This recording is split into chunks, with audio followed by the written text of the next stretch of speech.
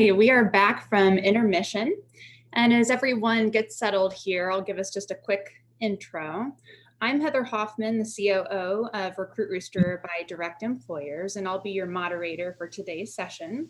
We have with us today Tony Lee, which is the VP Editorial of SHRM, and Justin Clem, Senior Director of TA and Management of Front Door. Welcome to you both. Thank you. Yeah. Today, they're going to tackle one of 8 conference topics. How should recruitment marketing change to respond to today's social and economic dynamics? And if you haven't yet participated in any of the sessions just yet, you can get in on the conversation. Tony and Justin are both going to share about 20 to 30 minutes of dialogue, and then you can take to the virtual stage and either comment or ask a question. If you're interested in doing that, you can do so by clicking on the chat or the Q&A, and we'll call upon you and have you turn on your mic and your camera. All right. Well, now that we have a lay of the land, I'm going to turn things over to Tony and Justin for a quick introduction of themselves, and then you guys can jump right into your topic for today. Tony, Super. Justin? Yeah, thanks so much, Heather. I'll go ahead and go first. My name's Tony Lee. I'm Vice President of Editorial at Society for Human Resource Management, SHRM. A little background. I've been doing this a long time, as you can see by the lack of my hair. I think Justin's lack of hair is by choice. Mine is not. I've been at SHRM for 5 years, overseeing all of the editorial content there. We have a team of 24 on the editorial team, writing 7, 8 full-length feature articles every day about all aspects of work and the workplace. We do webcasts, we do podcasts, we participate in the conferences, we have a magazine, we have over 15 newsletters, so lots of good stuff. In relation to talent, I've been personally focused on the talent side for a long time. I spent 24 years at the Wall Street Journal, and talent was part of my beat when I was reporting, and I oversaw the websites there, including, for those of you who've been around a while, something called careerjournal.com, which was the Wall Street Journal's job site. And then spent 9 years at a DCO, and that's where I got involved with Peter and TA Tech, and I sit on the board of TA Tech to this day. So that's my background. Justin, you want to share yours? Sure. I'm one of those TA professionals that have been doing this for quite some time. I either because I'm risk adverse or because I love it. I have never actually taken a stint out of the TA side. My scope now has continued to expand, where now I'm responsible for talent management and HR operations. However, maybe because I'm glutton for punishment or not, I'm not sure, but my core experience over the last 20 years has been in the talent acquisition space. I've been fortunate and blessed enough to work with a diverse group of companies, which I feel has made me kind of well-rounded in the TA space and understand the different models and how they fit in those organizations, and why there isn't one size fits all. I'm very honored to be here with all of you today. I'm humbled that TA Tech, Recruit Rooster, and get to work with Tony in this presentation. So I really hope that a lot of people see some value out of it. So thank you.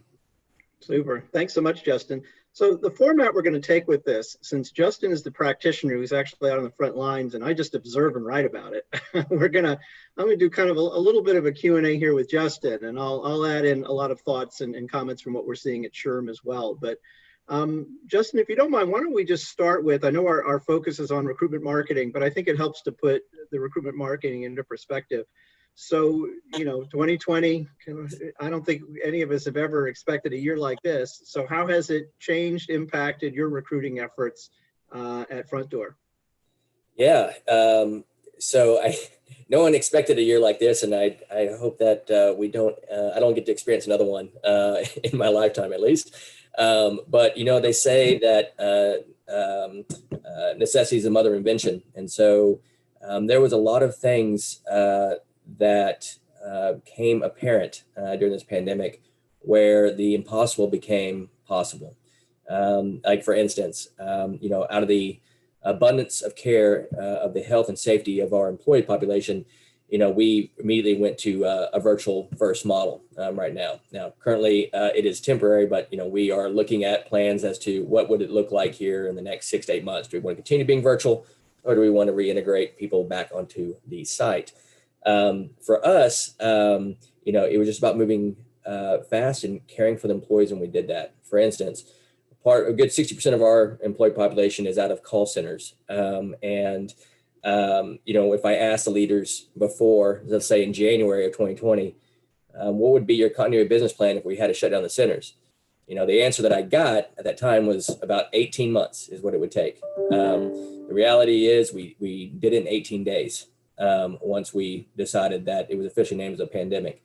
The things that we're challenged right now to try to care for is that getting that candidate engagement. Now that we're in this virtual first model, how do we stand up processes and systems in order to create that engagement as we're hiring people?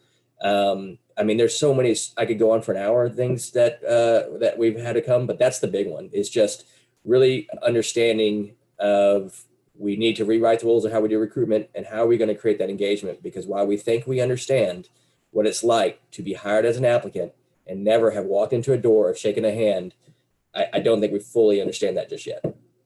Yeah, no, it makes sense. So let's put some parameters around your specific situation. So Front Door has about 2,700 employees, right? 10 locations. You've hired roughly 200 developers this year. Can you share anything more about what your needs are? Yeah, a lot of people will say, recruiting for the organization is unique. Ours is a tiny bit unique, but, very similar to some other companies. The uniqueness about ours is our world is really bifurcated. We have 70% of our recruiting comes through high volume, non-exempt, high volume call center type of roles. And then we have, the other 30 to 40%, which is very highly degreed, highly skilled professionals, where it's, highly competitive for them. Overall, we typically hire around 2,000 a year when it's all said and done. And we kind of broke them up into three categories: those that are customer facing in the call centers. We have those that are kind of the SG&A, and then we have our innovation and our tech roles. You really it's almost like you kind of build three different staffing agencies under your roof.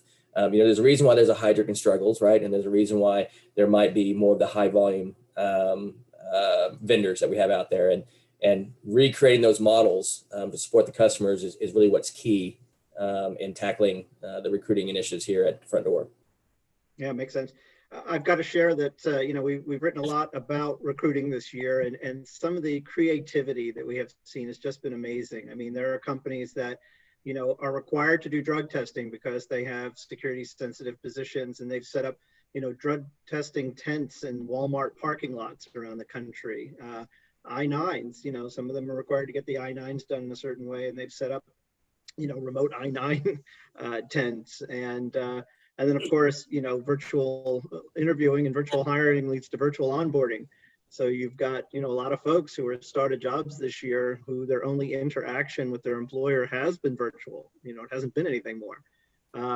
Although many of them say they've spent more time with IT than they have with anybody else, just trying to get set up and functioning. Yep, I'm sure that's been a challenge as well for you. But let's talk a little bit now about recruitment marketing, how you're branding yourself, talking about yourself to all those candidates that you're reaching out to. Any lessons learned this year? Any new things that you're trying?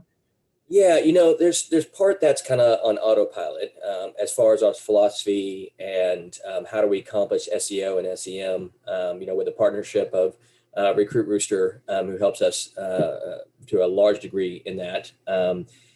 I would tell you that the one of the challenges and opportunities we have in our industry, and this is where I probably get some questions because I'll be very controversial in my statement here, is I do feel like our industry needs to catch up with what's going on in the world today. And they need to really embrace that what has got us here is not going to get us where we're going. I feel like recruiting for the most part is getting to where the puck is and not where the puck is going. And I would love to see more of that forward thinking. As an example, what I'm talking about here before I step on any toes is we all know that the traditional job board, not going to mention any names, typically you have to have a primary location. Well, when you're hiring US remote anywhere or anywhere virtually, that creates a challenge, right? Because you don't want to have to open up a job posting per state. And And I know in a lot of our ATSs, we'll have a primary location and secondary locations. And a lot of people that are listening right now are all rolling their eyes going, yeah, but only the primary location gets the focus. And to that, I say, you're correct. And I agree with that. And so we really need to challenge our industry and those job boards to say, we almost have an ethical responsibility to make sure we're putting these jobs out there across the U.S. if they truly are U.S. remote. That way, if somebody's in Austin, Texas, and they look on, let's say a job board, and I mention names, and they type in Austin, Texas, even if my job's U.S. remote, it shows up, even if Austin, Texas isn't on there. And so I think there's a big opportunity to insert some innovation and really question what is the right thing to do in today's pandemic versus what was needed or required to do a year ago. Yeah. I mean, we've seen a lot of research. In fact, SHRM has conducted some research along that line, basically saying that candidates can come from anywhere now. That's kind of the key qualification of remote work, right? And you're seeing some companies truly embracing that. I mean, Amazon's been a bellwether of that for the last few years. I mean, they've been hiring people around the world for jobs that had been, a Seattle-based job, for example, as a developer. And now not only do they interview virtually, they test virtually. They have IT folks go through, IT exercises and to show their skills without ever stepping into an office. But, the basic premise becomes then the talent pipeline is enormous because it can be anywhere. Is that real from your perspective? I mean, do you truly think that you'll hire customer service people around the globe now that you have that ability, or is that not a reality? We believe at Front Door, I think there's some companies that can. Let me just say that. My answer here is not going to be all customer facing customer service positions for every company that's out there. I think for Front Door specifically, we use a combination of about 75 different metrics to figure out where's the best place to hire and to focus our postings for those non-exempt customer service roles. We use a bunch of different metrics and analysis, for instance, using like one of LinkedIn Talent Insight products to decide where should we go hire that highly educated niche skill set, like for developers, full stack, data scientists, you name it. Where should we really focus those roles across the U.S.? And again, our objective is not unique. In the past, we would have said, okay, where's the best place to hire them is what we would have asked ourselves in 2019. Now the question is where are the best places, plural, to hire those folks? And they're always not in the same place. Where, like for instance, where unemployment rate's high, we might want to be from a recruiting perspective when you talk about our non-exempt population. Cost of living, crime, education, readily available education. Those are things that we might use as metrics within the non-exempt center staffing world. And then the others will use something different. For us right now, for those customer-facing positions, the answer for us is it's all domestic. We do have international operations when it comes to the more exempt skill level folks, as we have recently opened up a location in India and Pune. But I don't think the answer is one size fits all, but I do think the answer now in 2020 is always plural and not singular. We're going to open a site in this one location. I think it's multiple. And you see a lot of companies doing the exact same thing. I mean, Facebook has been buying up billions of dollars of real estate right now, and they're having multiple locations. You have a lot of companies that are trying to figure it out, like MasterCard, Grubhub, Walmart, who are temporarily remote, but they're trying to figure out the answer to this question also going forward. No, it makes sense. So let's pivot a little bit to recruitment branding. Every place is a great place to work until someone posts something on Glassdoor that says they're not a great place to work anymore. So, when you're trying to, persuade candidates to consider Front Door, what have you done from a recruitment branding standpoint, to stand out or on the other side to not sink? Yeah, it just happened to be, I use it happen, I guess it would be redundant, happenstance, I guess. When we changed our career brand and no pun intended, the Front Door for candidates, which is our website, it was just always part of our roadmap and part of me joining the company to implement some best practices when it comes to career site design and communicating that brand. It was not done as we had a crystal ball knowing the pandemic was coming, but we happened to go live with a lot of it around that November of 2019 is when we went live. And then of course the pandemic really affected us in that February of 2020, March 2020. So what we've done is, we really created a best-in-class website, which allows us to communicate our value proposition really clearly with the partnership of Recruit Rooster in doing that. And we create an employment branding video. This employment branding video was created for about 10 people in a room, coming up with a bunch of different concepts. I came up with the craziest ones. Many of mine didn't get selected, but one did. And that video happened to just now win gold at the Muse Awards, where, the Recruit Rooster team submitted it unbeknownst to me. And, we had won.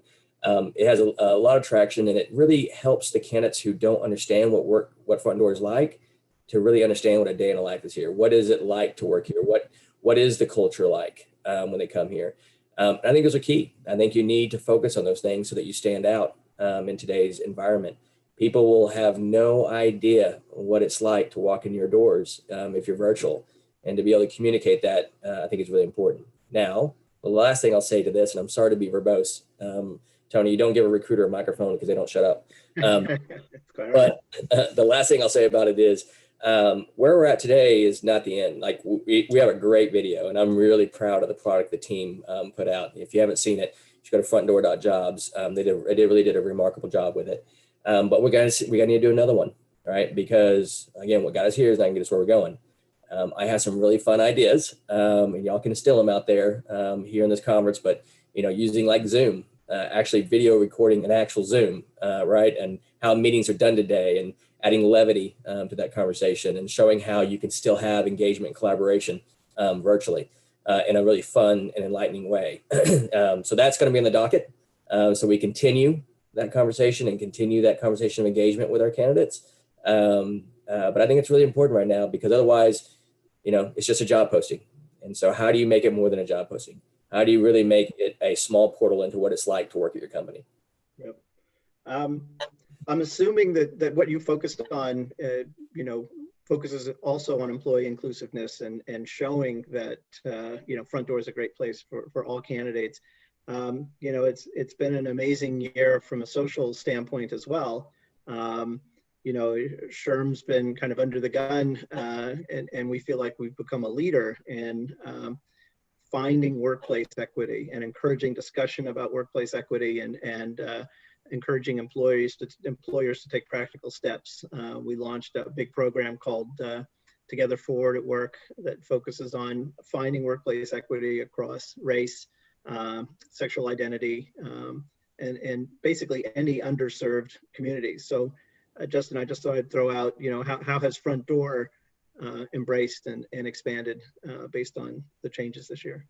Yeah, we're pretty fortunate to have a pretty natural and organic, diverse workforce today. That being said, I don't necessarily think we have all the answers as well. We recently have created many focus groups where we are creating safe spaces across the organization for people to really speak and to talk about how this is meaningful to them and what does D&I mean to them. And it's created a tone of candor that I have never seen in my entire career. It all starts, in my opinion, with extending grace, because even when I talk on the topic, I don't have all the answers, but I want to be part of that conversation. I want to be part of that solution. So does the rest of my organization. And so right now, what we're doing is we're listening, and we're extending a lot of folks grace in this conversation as they educate themselves. So some of the things we're doing is we recently hired our new D&I leader, senior director of D&I. We have also released our diversity anthem, and we've talked about specific things that we're doing to move the needle in this area. What I'm very proud to say in partnering with Front Door is we're not taking a traditional approach where I have at some of my past companies. And we're hopefully taking a stab at it to where it is going to stick. I think in the last session, somebody asked like, hey, do you think I think I heard the question is, do you think the focus on D&I is, going to be a temporary thing, come here and go, or do you think it's here to stay? And, my hope is that with this platform that we currently have, we make people aware of the unconscious biases that they may have, so that they are part of the solution, going forward, and that part sticks.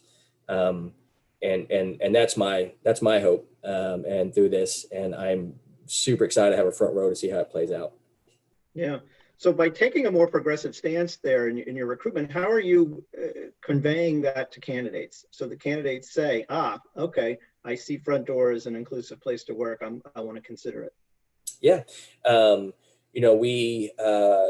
think there's multiple ways that we communicate it. We have about a monthly, think of it like an all hands, if you will, where we are having live, uncomfortable conversations, where we will take a leader and somebody in the organization will actually interview them, and we'll talk about what D&I means to them, and how are they implementing that within their function and their organization, so that we are being transparent. One of our house rules at Front Door, we have 5 house rules, and one of the house rules is transparency. And so we have that platform every month where it's not something where it's like, hey, go attend this training. I mean, it is live, everything shuts down, and everybody in the entire organization jumps on the live discussion panel. And I think they're just going to see it through our behaviors. It's not, and through our actions, not just a poster. Give you an example. In traditional approach to some of the D&I stuff, I think somebody said, whenever the topic of D&I comes up, the very first person that's pinged is recruiting. And I think the last session they said they don't necessarily think that should be the case. And I agree with that. I agree that D&I doesn't necessarily start on the recruiting side. But my hope is that when it does trickle down that, they actually see meaningful action. And like a traditional recruiting approach to addressing D&I might have been, okay, we need a diverse slate of candidates. Where we're going a step further, and I'm hoping that other organizations do the same, which is, beyond just the diverse slate of candidates, what if we created a diverse interview team? That nobody here got selected unless the interview panel itself was diverse and the people who are selecting talent. And so those are the innovative steps that we're trying to do right now, and implement those processes and those requirements to really make sure it sticks going forward. Yeah, it sounds like you're walking the walk. So that's great to hear. It's interesting. We talk about inclusiveness, but what we found is that this year that expands to lots of different places. Workplace flexibility has become a kind of a keyword here as part of this. For example, we've got new research out on working mothers, and they are leaving the workforce in huge numbers. It's very disappointing and upsetting to a lot of employers to see valued working moms saying, I can't do it any longer. I can't handle the workload and my children's, education and whatever else. They may have a spouse who's an essential worker or does not have flexibility. They may be single mothers. So what would you say to candidates, working moms who are saying, look, I can be valuable, but it has to be in a flexible environment. That's the only way I can contribute. What would be your response to that candidate? I would say in this pandemic, that's the silver lining, that it's more readily available now than it's ever been in the history of our country. It's interesting because, nobody wants to lose their job. And whenever you do, everyone has the same gut reaction, which is, oh, that's awful. I'm sorry this happened to you. Again, silver lining though is, again, a year ago when somebody looked for a job, they weren't willing to relocate. Everyone know how that process went. You had your 50-mile radius and you hoped and you prayed. Where now the silver lining is, if you're affected, you've got a 50-state radius now. And again, I'm not saying that every company is virtual and remote, but it is, a massive change and shift from where it was a year ago. And so what I would tell those working moms or who are trying to decide of, do I want to continue to stay in the workforce or depart it is, we want to support, empower their decision, but at the same time, we want to give them options. And I think that they have more options now than they ever have. And obviously I'm going to plug Front Door because I can't change who I'm paid by. But I would say apply to frontdoor.jobs because we have tons of roles because we are 100% remote now, the entire workforce, and we do have flexible work arrangements. Yeah, oh, well, great to hear. So I'm curious, let me get your opinion on something else along this line. So, prior to the pandemic, incredible talent shortages, right? Everybody was struggling. We couldn't find the candidates we wanted. And the silver lining to that seemed to be that companies were starting to look at underrepresented candidates like they never had before. They were considering people with criminal histories, which they may not have done. They were looking at people who may not have had college degrees for jobs that they traditionally sought a college degree for. People with disabilities that may not have been on the radar screen before. So it was great for all of those categories of job seekers. And then the pandemic hit. And the question is, are they now going to struggle like they had previously, or have things changed? And that's a tough one. I think, there's the PC version and then there's the Right. version. Be honest, Justin. I think it's going to continue to struggle. I think I think my heart goes out to those folks. And the reason why I think that is because I think they're competing a lot more now with people who have been affected. And like I said, what I said earlier is, necessity is kind of the mother of invention. And so when there was a talent shortage, people were really trying to dig deep as to how can they find qualified applicants, which I think resulted in a really good thing of these non-traditional applicants and thinking of ways to provide them a career entry point. I get concerned that there's a lot of options for people who are affected by the pandemic, and that focus might take a little bit of a back seat. I really like where we were going. We were also looking at partnering with certain universities and certain college organizations that employ college students where we can participate, like in our call centers. But right now that has been put a little bit on the back burner. So all that said is I do think that there's a lot of available talent right now, in my opinion, in today's world where that's not the focus anymore. Yep. Let me ask you one other question, and then I see we've got some questions starting to line up here for our Q&A. So because you're hiring non-exempt folks, there's been a big movement, a big pay equity movement, twofold. One, increasing minimum wage. A lot of states have increased their minimum wage. Heavy calls to the Biden administration to go to a national $15 minimum wage. We'll see where that goes. And then on the flip side of pay equity, making sure that everyone is paid equally for equal work, regardless of who they are. So, what's the philosophy there? Not even necessarily what you're doing at Front Door, but just your general philosophy about, wage equity, minimum wage, especially in a downturn. Is that a time to be raising the minimum wage? Yeah. My opinion on this one probably is not representative of Front Door, but I think I think the conversation needs to happen. I think that this competition is that's out there for this talent is going to bring that to the forefront. I just had a meeting with our outside counsel and some attorneys as it relates to the Colorado Equal Pay Act, which goes into effect January 1st, and how are we going to respond to that? And I won't talk too much about that, but we are looking at, to make sure we are up and running compliant by January 1. I think that Amazon has, and a few companies like them, have really changed the game as it relates to minimum wage. Yep. And that extra pressure on the economy and the talent marketplace is going to result in a wage increase. It's a matter of when, not if. Every time I drive in my neighborhood here, I'm a Texan, but I live in Tennessee now, which is like Memphis, Tennessee is like the distribution center of the world. FedEx is based out of here. Amazon has many distribution centers, and everywhere I go when I drive around, we're hiring at $18.50 an hour. We're hiring at $20 an hour. Drivers, package handlers, those types of things. And I do believe that is going to have a very meaningful impact on those non-exempt, lower skilled worker jobs. And I think the $15 an hour minimum wage is coming back sooner rather than later, in my opinion. Yep. Makes sense.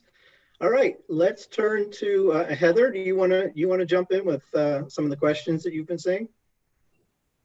Yeah, that'd be great. We have two pre-submitted questions here. It looks like Cindy has the first one for us. So Cindy, if you could please turn on your camera and your microphone and propose your question. Hey, Cindy. Thanks, Heather. Hey, Tony, how are you? I'm great. How you doing? I am well, thank you. And Justin, I'm pleased to meet you also. Same here. I love the picture behind you. Thank you. And I like that you're a Texan. I'm a honorary Texan. I've been here 3.5 years, calling from Austin, Texas today. Hey, we're all Texans at the moment. Yeah. Yeah, definitely. Okay, so first of all, I've thoroughly enjoyed the conversation. I love your live uncomfortable conversations that you said you do once a month. That is awesome. I used to do that with my team about once a quarter. And then at the end of the day, I would do it one-on-one and then do it with everyone all at the same time. I like the idea that you're doing things out of the boxes. And I like the idea, the conversation about working moms and flexibility. There's some companies doing some really cool things in that space, and they acted really quickly, which I'm very, very excited about. My question, though, has to do with employer referral programs, and it's actually two parts. Historically, employer referral programs as a tool has always been the #1 source of qualified applicants. Today, though, well, first of all, critical to that success is a thriving culture, the company culture. So in today's working environment, which is totally remote, which may or may not apply to front door, I'm not sure, a lot of companies are struggling to have that and to maintain that really cool culture, because a lot of it is just physical. Which that made me think about what's going on with employer referral programs. So my question is, has anything changed? How are you encouraging effective employer referrals? And is it, and just by that look right there, is it worth investing in right now? Yeah. Thank you for the question. I will tell you, I hope I answer it here. I got a lot of thoughts on the referral program. The way that we're designing our referral program is we want to make it simple. Well, we don't want anyone to have to pull out a decoder ring to figure out how to make an employer referral. And when all things are equal, like whenever, we're trying to figure out if somebody owed a referral, now we always err on the side of the employee and rewarding them for bringing somebody to the table and being an advocate. Now, we also believe that an employer referral is not just a name. We believe that, part of the employee referral program and the genesis of it is, being a real ambassador for the company, reaching out, being by explaining different things, not just, hey, Justin, here's someone named Bob Smith. We want them to have that skin in the game, and we want to reward them for having that skin in the game. I'll tell you, our referrals have increased because really? At least here, everyone knows a family or friend that have been affected by the current state of the economy. And you very well know, Cindy, that every referral program is based on the premise that good people surround themselves with good people. And so, as they refer people, we like that because they already have an insight to what our culture is like, because they have firsthand account from the person referring them. That being said, I think everything needs some tempering, especially with the D&I conversation that we have today. I think I would tell everybody to really be into the data, because I do think there is a point, and this is really controversial, and I welcome all emails, where there's a diminishing returns on on referrals as it relates to D&I. Is that you want to make sure you currently have a melting pot, right? And if you only hire, if your referral percentage is say 85, 90%, be very cautious, because, are you still really focusing on D&I in that melting pot, right? Or are you starting to hire people who look, talk, sound like just like everybody else that referred them? For me, that sweet spot is, for me at least, it's between that 30 and 50% range. I think it's a really good sweet spot to be in. So then we're also looking at people from different industries that aren't referrals, and we can add D&I to our organization outside of just the EEO codes. So that being said, ours right now is sitting around that 33%. Wouldn't mind it getting a lot higher, but I would start to get a little bit weirded out if I saw it above 50%. That's just my 2 cents. Okay. What do you guys pay, Justin? So we pay for a lot of our non-exempt roles, it's $500 after 3 months. For leadership roles or some other tech roles, it goes up to 2,500. I'm not saying that's the right amount. It's the right amount for this organization. Every place I've been different. Yep. That's great. Thank you. I'm impressed that it has increased, and because I'm hearing that that's not the case with all employers, because they relied way too much on their fun culture and their Monday traditions and their Tuesday tacos and all that other stuff. And now when it comes down to it, their culture has to walk the walk, and it's not happening. So I agree thank you. Although if any of y'all do Tuesday tacos, I'm in. Let me know. Yeah. Well, Texas. Friday tacos are good too. Thank you, Tony. All right, great. Well, we have another question from Joe. So Joe, if you could please turn on your camera and your mic, we're ready for you. Hello, everybody. Let's see if I can get my camera working here.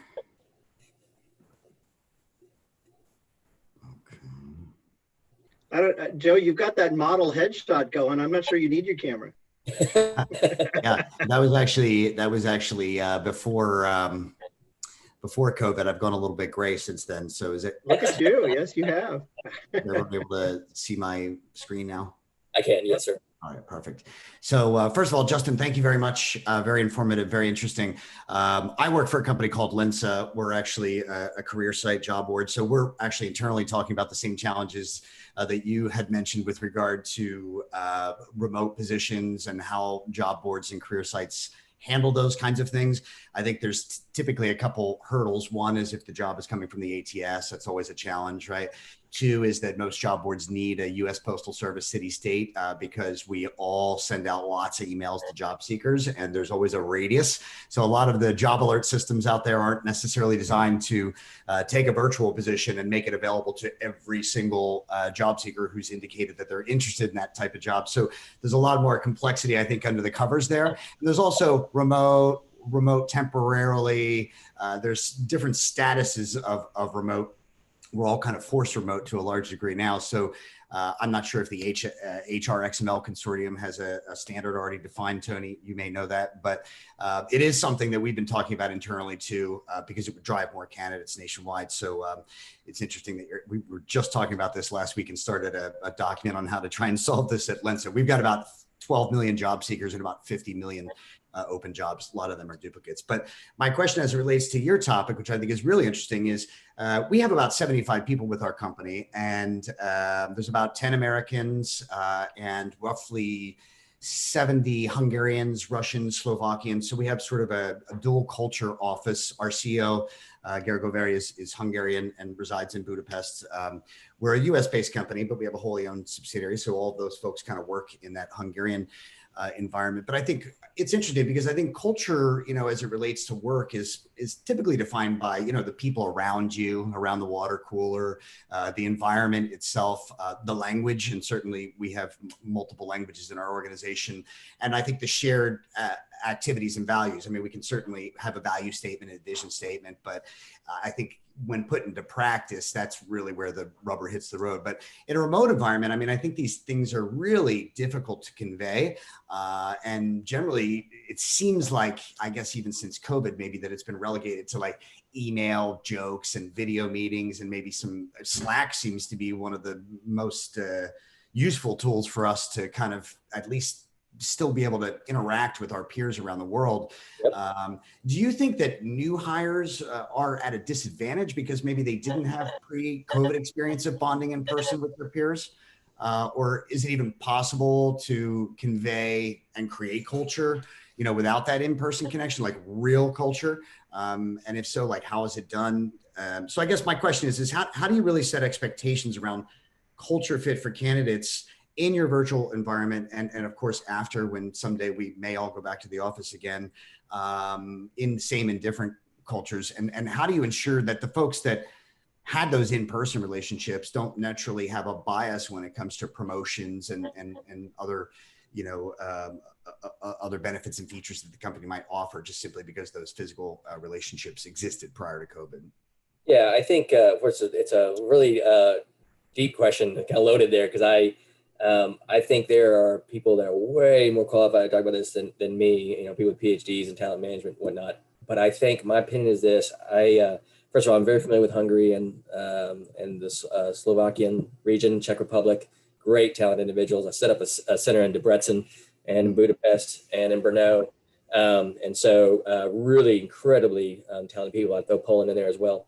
Um, um, I I believe that we can't say that we've been recruiting's been in a global economy if we're really not going to take advantage of the global pieces. What I mean by that is, even before the pandemic, how many of these folks actually would go across the pond and sit right next to somebody in Budapest, but yet they were able to develop a relationship, have collaboration, and create an engaging culture, even though they weren't necessarily on a plane, every single week going over the pond.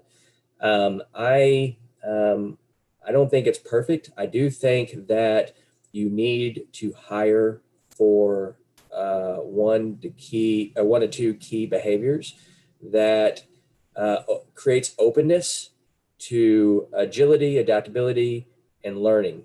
Um, if someone is really dug into kind of their way, their culture, I think it's going to be a problem. You really want to hire somebody who really seeks to understand first and who really just wants to absorb, be a sponge of that information and those different cultures. Whenever you have somebody that wants to stop learning about those different cultures and is the problem. That's where I think it starts to create a caustic culture where it needs to be this way, or every meeting needs to be at 9 a.m. my time, and really not taking into consideration the flexibility and giving grace to their time and when they meet, right? And so I think really hiring people with that global mindset, hiring people with that, don't look at one size fits all, hiring people who, when they come to an organization, you ask them the question, what do you do in the first 30 days? And if you're not hearing a high degree of seeking to understand, I wouldn't hire them. Um, I, I think that there is going to be, every company is going to have a virtual culture and then a non-virtual culture, depending on what they decide. And I think the ones who are going to end up with the best talent when they come out of this pandemic are the ones who did everything they could to create the best virtual culture. And I think Slack is a really good idea. I think doing fun contests, let's say that USA soccer team is going to play Czech Republic or hockey or whatnot, having those, fun competitions internal to the organization, kind of providing those avenues and those opportunities for employees to go learn about different cultures is key. And yeah, I mean, other than that, I'm sure that someone's going to talk about a Maslow hierarchy of needs, or going to talk about different models, and I'll leave it to those PhDs to talk about that. I just think, we need to make sure that it starts with people who have humility and realize they don't have the answers and are totally open to seeking to understand. Thanks, Justin. I appreciate the answer. Joe, I'll just throw out one other quick thing that we've been saying is, and Justin talked about the wide range. It's truly a wide range because you're hiring for cultural fit. That's where it starts in the recruiting process. You're trying to make sure that the person is a good fit to what the CEO is looking for, where the company's going. And you can sell a great story, and assuming that the person fits that story, that's great. Then you actually move them into the job, and it becomes employee engagement and making sure not just that the person's doing the job well, but they're fitting in with everybody else and are being engaged and are not susceptible to the next job offer that comes along because, it's not exactly what I was sold. I feel like I'm not as excited about this now that I'm actually in the job. And the challenge 3 there ends up being people managers. It's your employee's experience is as good as their manager. And, you could put up a great culture and a bad boss blows the whole thing up. And so it ends up being a process of trying to train the managers to reflect what HR is trying to achieve. So there's no easy answers. There are PhDs who spend much more time on it, but believe me, there are OD people who are spending their lives on this issue right now. Thank you, Justin. Thank you, Tony. I appreciate it. Yeah, Sure. thank you very much, Justin. Thank you for your question, Joe. All right, it looks like Peter Weddle has a question for you as well. Peter? Hi guys, it's been a great conversation. Thank you very much. As said, I'm Peter Weddle. I run TA Tech, for those of you out there that may not have met me before. Justin, I was really intrigued with your comment on extending grace around DE and I. I'd like you to talk a little bit more about that. And in particular, where did that concept as well as the phrase come from? Did it come out of talent acquisition? Did it come out of HR? Did it come out of the C-suite? How much have you embedded it in your culture so that it can be a real part of your brand in recruitment marketing? Yeah, the way it came out of, and I want to choose always careful here. We had a lot of these, speaker series, these monthly speaker series where we wanted to get real and have these kind of uncomfortable conversations. And as we were designing them and creating the format for them, we often asked for feedback. And we created a channel of communication where people give that feedback on each one. What we found was, at least one of my observations were, it never was perfect, right? We never had one where somebody didn't like one of the responses or read too much into it or put somebody in a box. Now, we continue to make adjustments and they've gotten, better and better. And some people said, hey, you weren't vulnerable enough. Somebody might have been saying, well, you may be too vulnerable. All right. It's always the three little bears. One bed's too hard, whatever it is. One bed's too soft, one bed's just right. And so I don't think we've gotten there yet 100%. It's just right, although I think we're close. And when I say the concept of extending grace, it really came out of that because I think there were some pieces where somebody was responding to a question and trying to be vulnerable in their answer. And the person hearing it and receiving the answer, like really put them in a box, right? Without extending them grace on the topic. In that they're coming with a place with their heart in hand and they're trying to understand and have a conversation without being judged or imprisoned for what they're about to say. And that it should be a dialogue. And that's what we're talking about, extending grace. There's a lot of people there that don't have the answers, including myself, being vulnerable. But I do think there's a problem with, in America today, and I want to be part of that solution and be open to that feedback. And how can I be a part of that solution? How can I support those who don't feel like they're being heard? And I ask on my behalf, please, everybody extend me grace, because I might not be right, and I'm still learning. And so that's where it came out of. It came out of that conversation of, hey, can we as an organization extend to people grace as they're being vulnerable? Because that's what's going to help us get there and not put them in a box. So it was basically something that came out of talent acquisition. I would say just the D&I topic at my organization as a whole. It was an observation that the people who were organizing those events, which was learning development, talent management, the ELT, our executive team, and our chief people officer.